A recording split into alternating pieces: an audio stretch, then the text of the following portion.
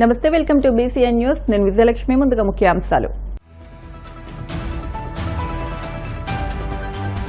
నెల్లూరు జిల్లాలో క్వార్జ్ పరిశ్రమని ఏర్పాటు చేయాలన్న ఆలోచనని విరమించుకున్న ఎంపీ వేమిరెడ్డి ప్రభాకర్ రెడ్డి సంచలన ప్రకటన.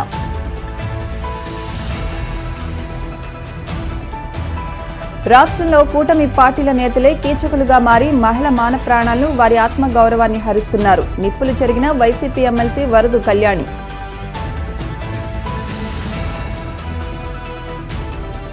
పొలిటికల్ గవర్నెన్స్ పేరుతో రాష్ట్రాన్ని భ్రష్టు పట్టిస్తున్నారన్న వైసీపీ మాజీ ఎంపీ తలారి రంగయ్య. కమిషన్లు, కాంట్రాక్టుల కోసం పారిశ్రామికవేత్తలను తరిమివేస్తున్నారని ఆగ్రహం. తిరుమల శ్రీవారిని దర్శించుకున్న పలువురు సినీ, రాజకీయ ప్రముఖులు. ఆలయ మర్యాదలతో స్వాగతం పలికిన అధికారులు.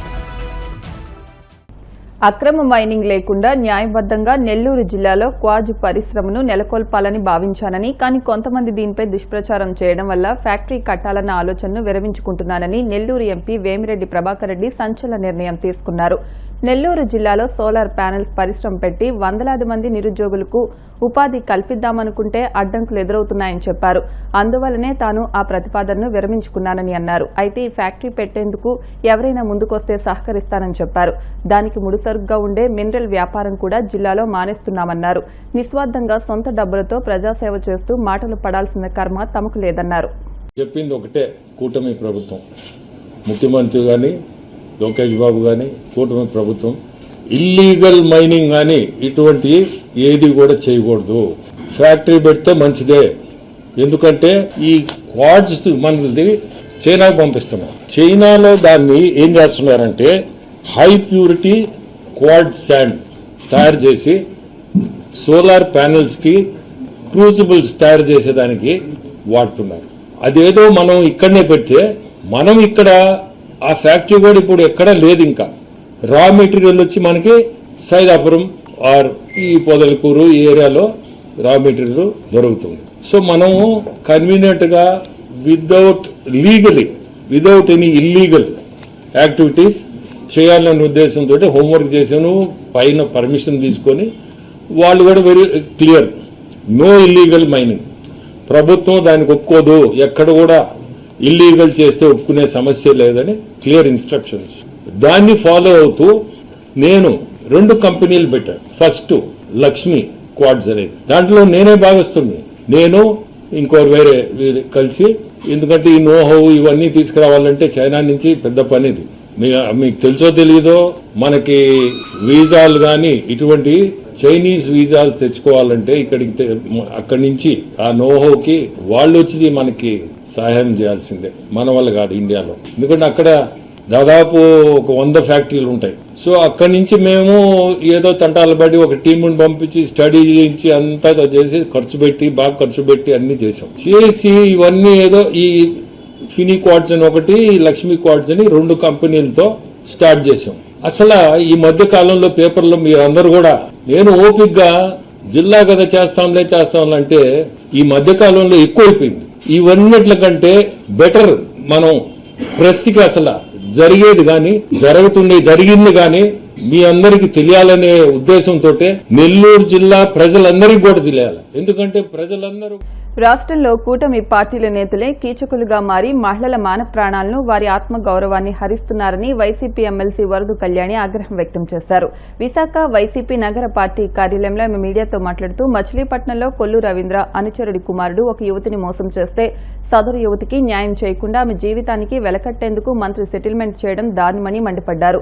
చివరికి తన కుమార్తెకు న్యాయం జరగడం లేదంటూ బాధిత యువతి తల్లి ఆత్మహత్యాయత్నం చేసినా కూడా కూటమి నేతల మనసు కరగడం లేదని ధ్వజమెత్తారు. కూటమి ప్రభుత్వం అధికారంలోకి వచ్చిన నాటి నుంచి మహిళలకు రక్షణ లేకుండా పోయిందని దుయ్యబట్టారు. ఎన్ని సంఘటనలు జరిగినా, మహిళల మీద ఎన్ని అఘాయిత్యాలు జరిగినా, ఎన్ని దాడులు జరిగినా, ఎన్ని హత్యలు జరిగినా, ఎన్ని అత్యాచారాలు జరిగినా కూడా ఆవిడ కనీసం స్పందించరు. గతంలో ఈ కూటమి ప్రభుత్వం అధికారంలోకి వచ్చిన వెంటనే ఆవిడ ఏం చెప్పారు? ఈ కూటమి అధికారంలోకి వచ్చింది, ఈ రాష్ట్రంలో ఉన్న మహిళలందరూ ప్రశాంతంగా నిద్రపోవచ్చు అన్నారు. అమ్మ హోమ్ మినిస్టర్ గారు, ఎక్కడ ప్రశాంతంగా మహిళలు ఈ రాష్ట్రంలో నిద్రపోతున్నారు? మీ తెలుగుదేశం పార్టీ నాయకులు, తెలుగుదేశం పార్టీ కార్యకర్తలే మహిళల్ని వేధించి ఈ విధంగా ఇబ్బందులు పెడుతూ ఉండే పరిస్థితి, అడుగడుగునా చూస్తూ ఉండే పరిస్థితి కనిపిస్తూ ఉంది. ఏ సందర్భంలో అయినా మీరు ఎక్కడైనా స్పందిస్తున్నారా? కనీసం ఆ బాధితులకు అండగా నిలుస్తున్నారా నేను అడుగుతూ ఉన్నాను. మాట్లాడితే ఎంతసేపు కూడా జగనన్నను తిట్టడానికి, ప్రెస్ మీట్లు పెట్టడానికి మాత్రం ముందొస్తూ ఉంటారు. కానీ ఇన్ని సంఘటనలు జరిగినప్పుడు మీరు ఎందుకు స్పందించట్లేదు అని మిమ్మల్ని ప్రశ్నిస్తూ ఉన్నాను. అలాగే ఈ మచిలీపట్నం విషయంలో తీసుకుంటే తల్లి న్యాయం జరగట్లేదని ఆత్మహత్య యత్నం కూడా చేసుకోవడానికి ప్రయత్నించి పురుగుల మందు తాగేయడం జరిగింది పోలీస్ స్టేషన్ ఎదురుగానే. పోలీసులు సకాలంలో స్పందించి హాస్పిటల్లో జాయిన్ చేయడంతో ఆమె ప్రాణాలతో బ్రతికింది ఈరోజు. అంటే వాళ్ళు ఎంత బాధపడ్డారు, తమ ప్రాణాలనే తీసుకోవడానికి ప్రయత్నిస్తూ ఉన్నారంటే ఎంతగా వాళ్ళు అన్యాయానికి గురవుతున్నారు ఈ కూటమి ప్రభుత్వంలో తెలుగుదేశం పార్టీ నాయకుల వల్ల అనే విషయాన్ని ఈ రాష్ట్ర ప్రజలు అర్థం చేసుకోవచ్చు. కొల్లి రవీంద్ర గారు ఎంత దారుణంగా ఒక మంత్రి స్థానంలో ఉండి, ఒక బాధ్యతాయుతమైన స్థానంలో ఉండి ఈ విధంగా చేయడం ఎంతవరకు సమంజసం? ఆ అమ్మాయికి న్యాయం చేయాల్సిన అవసరం లేదా అని నేను అడుగుతూ ఉన్నాను. ఎన్ని సంఘటనలు జరిగినా, మహిళలకు అన్యాయం జరిగినప్పుడైనా, మహిళల మీద దాడులు జరిగినప్పుడైనా, ఏం జరిగినప్పుడు కూడా ముఖ్యమంత్రి గారు కనీసం స్పందించరు. మాట్లాడితే స్టేట్మెంట్స్ మాత్రమే ఇస్తారు. మహిళల మీద ఎవరైనా మహిళల మీద చెయ్యి వేస్తే అదే వాళ్ళకి చివరి రోజు అని చెప్తారు. పవన్ కళ్యాణ్ గారు, డిప్యూటీ సీఎం గారు మాట్లాడితే మహిళల మీద ఎవరైనా చెయ్యి వేస్తే వాళ్ళ తాట తీస్తానని చెప్తారు. వీళ్ళందరూ స్టేట్మెంట్స్ కి పరిమితం, చేసే పనులు మాత్రం బాధితులకి అన్యాయం చేయడం, బాధించిన వాళ్ళకి సపోర్టుగా ఈ మంత్రులందరూ నిలబడ్డం. ఈరోజు తీసుకుంటే ఈ రాష్ట్రంలో మహిళల్ని వేధించేది, హింసించేది, హత్యలు చేసేది మ్యాక్సిమం తెలుగుదేశం పార్టీ వాళ్ళే ఉండే పరిస్థితి మనం చూస్తూ ఉన్నాం. అది ఈ ఏడాది పాలనలో ప్రతి సంఘటన కూడా రుజువు చేస్తూ ఉంది.